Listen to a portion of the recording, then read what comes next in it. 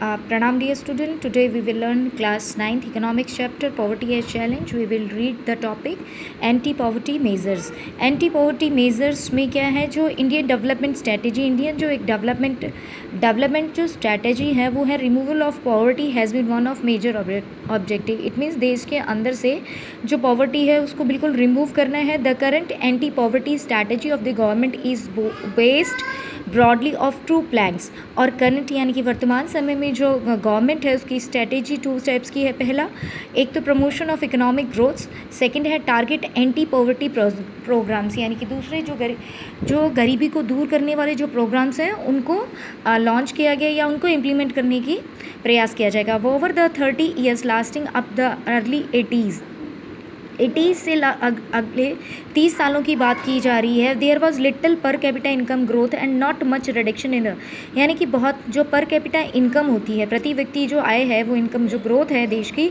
वो बहुत कम हुई थी, जिससे जो पॉवर्टी है वो बहुत ज़्यादा कम नहीं हुई. Officially poverty estimate which was about 40% in early 1950 remains the same even in the early 80s. 1950 और 1980s तक जब हम आते हैं तो जो पॉवर्टी एस्टिमेट था वो 45% था, वो as it is 90s 80s तक भी बना रहा. Since the 80s Indian growth has been one of the fastest in the world. और जब 18th सेंचुरीज शुरू 1980s की जो बात करते हैं लास्ट टाइम की, तो उसमें जो इंडिया का जो इकोनॉमिक ग्रोथ था वह बहुत विश्व के बहुत तेज़ गति से प्रोग्रेस करने वाला एक इकोनॉमिक ग्रोथ था भारत का. The growth since the 80s Indian growth, the growth rate jumped at the average is about 3.4% in the 1970 and 6% during 1980s and 1990. तो आप देख सकते हो यहाँ पे डबल हो गए हैं ओनली 10 ईयर्स के. 1970 से 1980s तक जो ग्रोथ रेट हो 3.5% थी 1970 में. NTSC की रिगार्डिंग इंपॉर्टेंट है ये क्वेश्चंस. और नेक्स्ट है आपका 1980s और 1990s तक 6% हो गया, यानी कि इकोनॉमिक ग्रोथ इतनी तेज गति से डबल हो गया है. The higher growth rate has help significant, जो और इस हायर ग्रोथ के कारण क्या हुआ, जो रिडक्शन है उसको पॉवर्टी का जो उसको कम करने में बहुत मदद मिली. Therefore it become clearly that there is strong link between. इससे क्लियर हो गया है कि जो इकोनॉमिक ग्रोथ है और पॉवर्टी को रिडक्शन में एक स्ट्रॉन्ग लिंक है. अगर हमारा इकोनॉमिक ग्रोथ होता है तो definitely poverty will be reduce. Economic growth widen opportunities. जो इकोनॉमिक ग्रोथ होता है अर्थव्यवस्था में विकास करती है, चाहे वो इंडस्ट्रीज़ में करे, प्राइमरी सेक्टर में करे या टर्शरी सेक्टर्स में. नई नई जॉब्स अपॉर्चुनिटी क्रिएट होगी, लोगों को जॉब मिलेंगी और लोगों तक जॉब मिलेगी तो इनकम आएगी तो उनके पास रिसोर्सेज पहुंच पाएंगे, वो रिसोर्सेज खरीद पाएंगे, रिसोर्सेज उनके पास हो पाएंगे. Provide resources needed to invest in human resources. और जैसे जैसे इकोनॉमिक ग्रोथ होता जाएगा और ह्यूमन डेवलपमेंट के लिए भी बहुत ज़्यादा इन्वेस्टमेंट लोग कर सकेंगे. ह्यूमन डेवलपमेंट के इन्वेस्ट का मतलब है कि पेरेंट्स अपने बच्चों को स्कूल भेज पाएंगे, अच्छी उन्हें बेटर हेल्थी लाइफ दे पाएंगे. ये सब आता है ह्यूमन डेवलपमेंट में. दिस आल्सो इनकरेज पीपल, इन लोगों को बढ़ावा देगा to send their childrens including the girls child to school in hope of getting better economic return for investing in education. तो इस आशा में लोग अपनी लड़कियों को स्कूल भेजेंगे कि आज वो उनमें इन्वेस्टमेंट, उनकी शिक्षा में जो अच्छे इन्वेस्टमेंट करेंगे तो आने वाले समय में उसका अच्छा इकोनॉमिक रिटर्न्स मिल पाएगा. ठीक है, यहाँ पे however the poor may not be able to take direct advantage from the opportunity created by the economic growth. लेकिन जो पुअर्स होते हैं इकोनॉमिक ग्रोथ के कारण उन्हें डायरेक्ट अवसर नहीं मिल पाते. Mower growth in the agriculture sector is much below expectation. और प्राय जो एग्रीकल्चर सेक्टर है, एग्रीकल्चर हमारा प्राइमरी सेक्टर होता है, उसमें भी जितनी आशाएं थी लोगों को उतना इकोनॉमिक ग्रोथ नहीं हुआ. This has a direct bearing on opportunity on large scale of poor people living in village and are dependent on agriculture, जिसके कारण ये लोग वंचित रह गए. बहुत बड़ा गरीबी का एक बहुत बड़ा हिस्सा जो गांव में रहता था और जो कृषि पर निर्भर था वो किसी भी फ़ायदे से या इकोनॉमिक ग्रोथ हुआ भी तो उस फ़ायदे से पिछड़ा हुआ रह गया. इकोनॉमिक ग्रोथ सिर्फ इंडस्ट्रियल सेक्टर्स में ही हुआ है लेकिन पर्टिकुलर सभी सेक्टर्स में जॉब अपॉर्चुनिटीज़ क्रिएट नहीं हुई.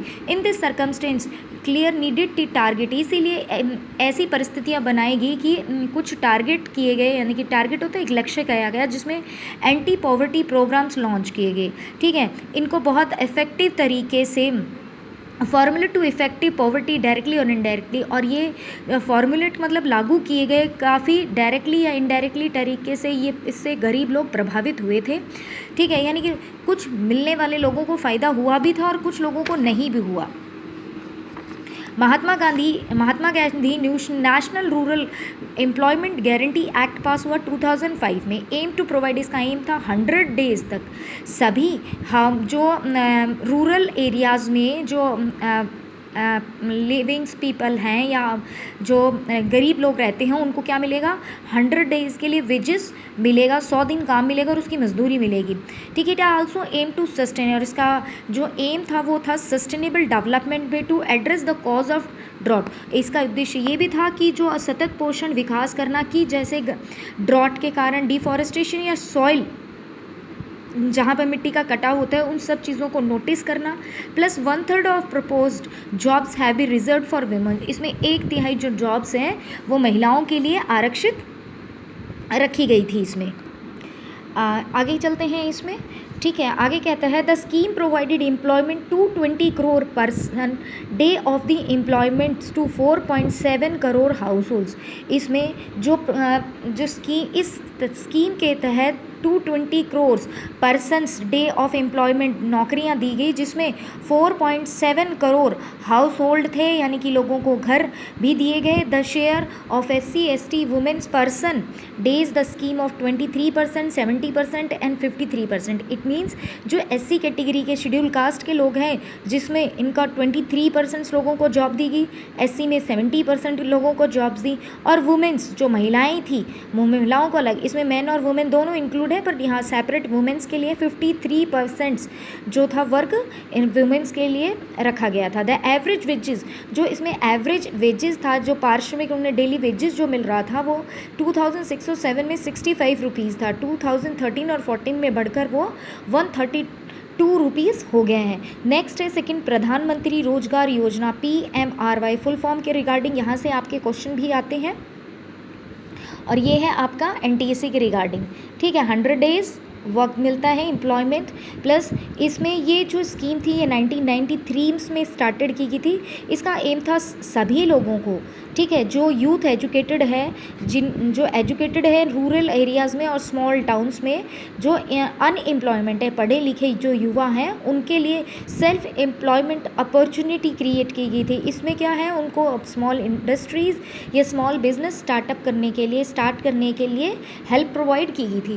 Third one is that rural employment generation, ठीक है, जनरेशन है, जनरेट मतलब क्रिएट करना है, programme REGP rural employment generator programme launch हुआ 1995 में। इसका था, इसमें का जो भी मेन एम था वो था self employment opportunities in rural and small. Same प्रधानमंत्री रोजगार योजना की तरह इसमें भी सेल्फ एम्प्लॉयमेंट अपॉर्चुनिटी, यानी कि स्वयं खुद के लिए स्वयं रोजगार के अवसर उपलब्ध कराना था ग्रामीण क्षेत्रों में और छोटे कस्बों में। The target is creating 25 lakhs new job has been set for the programs under 10th 5-year plans. इसके अंदर 10वीं पंचवर्षीय योजना के अंतर्गत ये टारगेट रखा गया, ठीक है, कि 25 लाख लोगों को नई जॉब्स प्रोवाइड की जाएगी इस प्रोग्राम के तहत। फोर्थ वन है स्वर्णिम जयंती ग्राम स्वयं रोजगार। स्वर्णिम जयंती ग्राम मतलब स्वयं के लिए है, स्वयं रोजगार, ग्राम में जो लोग हैं, गांव के जो लोग हैं वो अपने लिए स्वयं का एक रोजगार स्टार्ट करते हैं। That's program was started in 1999। The program aim to bringing the assisted poor families. ये किसके लिए था, जो गरीब परिवार हैं या जो अबव द पॉवर्टी लाइन है, by organizing them into a self help groups. जो गरीबी रेखा से ऊपर है वो खुद का एक स्वयं सहायक समूह बना सकते हैं और वह मिक्स क्या कर सकते हैं, बैंक से क्रेडिट ले सकते हैं, उधार ले सकते हैं, और गवर्नमेंट उनको कुछ सब्सिडीज़ देती है, कुछ छूट भी देगी उसको जो पैसे उधार लेंगे, ठीक है।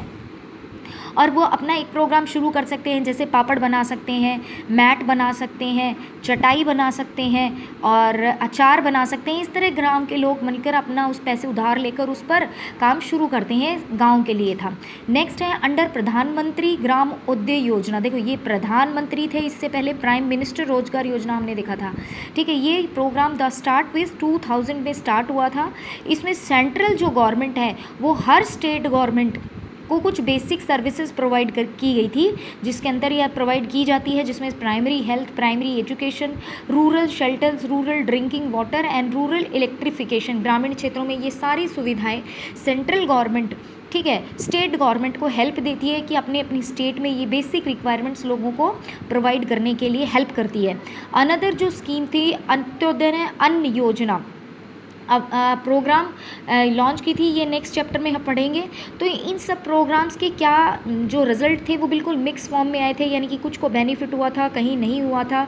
The major reason less effectiveness, ये बता रहा है कि ये बहुत कम प्रभावशाली रहा, बिकॉज इसमें प्रॉपर इम्प्लीमेंटेशन और राइट टारगेटिंग की कमी थी, कि एक अच्छी तरह लागू करना और प्लस ये सुविधाएँ जिन लोगों को मिलनी चाहिए ये निर्धारित नहीं हो पाया इसमें, क्योंकि जो Mahatma Gandhi national rural employment guarantee act था उसमें वो लोग भी चले गए जो SC ST कैटेगरी के नहीं थे, तो उसका मतलब है कि दूसरे लोगों को भी फ़ायदा हो गया, लेकिन जिनको होना चाहिए था उनको नहीं मिल पाया फ़ायदा। Moreover there has been a lot of overlapping, और इन स्कीमों में बहुत सारी ओवरलैपिंग का मतलब है एक तरह का घपला जो होता है, गोलमोल कर देना है, ठीक है, वो सब चीज़ें हैं। Despite good intention the benefit of these schemes are not fully reached the deserving. तो मतलब एक अच्छी सोच की सोच कर ये प्रोग्राम्स थे, ये स्कीम्स थी, लॉन्च की थी, लेकिन जो पीपल्स डिज़र्व करते थे, जो डिजर्विंग पुअर पीपल्स है, उन लोगों तक ये सुविधाएं नहीं पहुंच पाई। And there are major emphasis in recent years on the proper monitoring of all poverty alleviation programmes. और इस तरह जो मेजर एम्फेसिस है, मतलब मुख्य जो जोर दिया गया कुछ सालों में, इनकी प्रॉपर मॉनिटरिंग है, देख रेख की गई, तभी एलिवेशन दूर किया जा सकता है। गरीबी के जो ये प्रोग्राम अगर लॉन्च होते हैं, तभी अगर इनको अच्छे से देख रेख करने के लिए, चेक करने के लिए अगर कुछ ऑर्गेनाइजेशन सेटअप की जाती, तभी हमारे देश से गरीबी दूर हो सकती है। भले चाहे कितने भी हम प्रोग्राम लॉन्च कर ले, अगर उसको इफेक्टिव तरीके से अगर इम्प्लीमेंट नहीं करते तो वह काफ़ी प्रभावशाली नहीं हो पाएगा। और यहाँ है कि जो चैलेंजेस क्या हैं, चैलेंजेस है तो पॉवर्टी रिडक्शन, जो भारत में सबसे बड़ी प्रॉब्लम्स है कि पॉवर्टी को रिड्यूस करना, वाइड डिस्पैरिटीज़, हमारी जो पॉवर्टीज़ है रूरल और अर्बन एरियाज़ में वो दोनों जगह देखने के लिए मिलती है।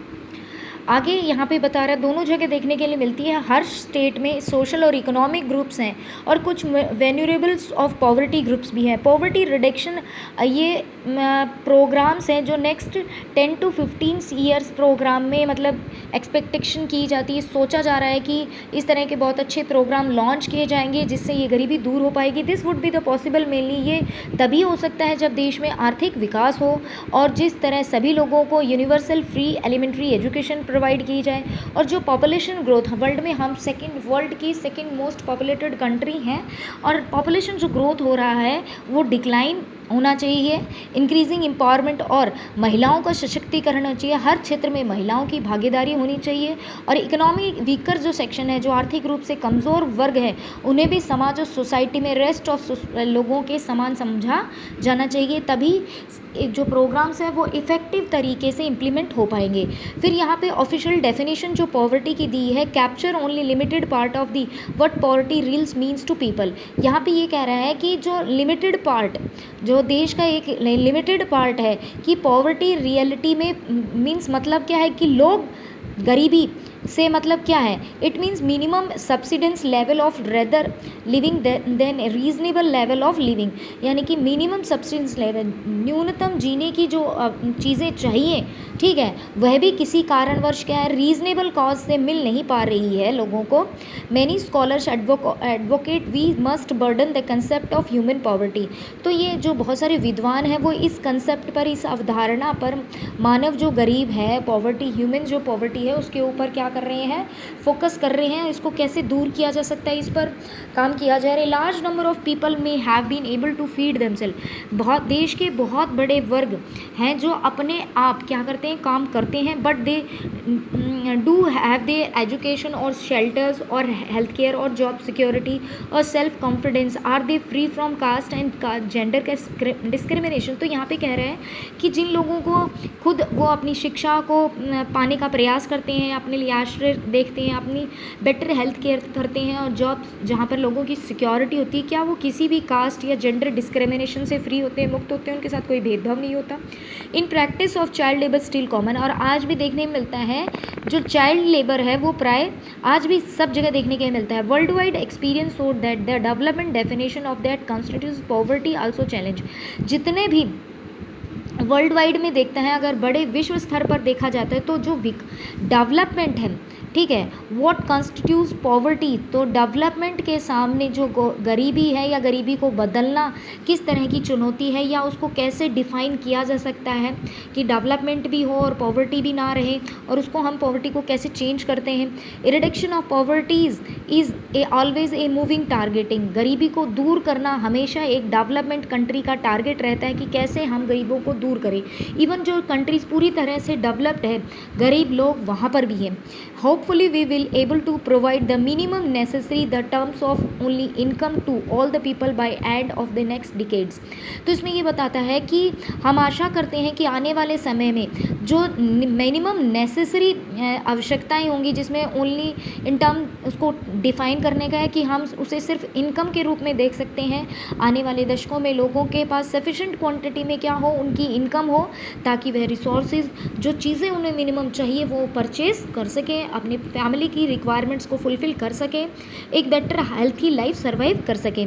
तो target will move on for many bigger challenges वो दैट स्टिल रिमेन, और बहुत सारे ऐसे टारगेट हैं, बड़ी चुनौतियां हैं जो आज बिल्कुल वैसे की वैसी बनी है, जैसे प्रोवाइडिंग हेल्थ केयर, स्वास्थ्य संबंधी, शिक्षा संबंधी, job security regarding and achieving gender equality. और आज भी लिंग के आधार पर स्त्री और पुरुष में क्या है, कई जगह भेदभाव किया जाता है।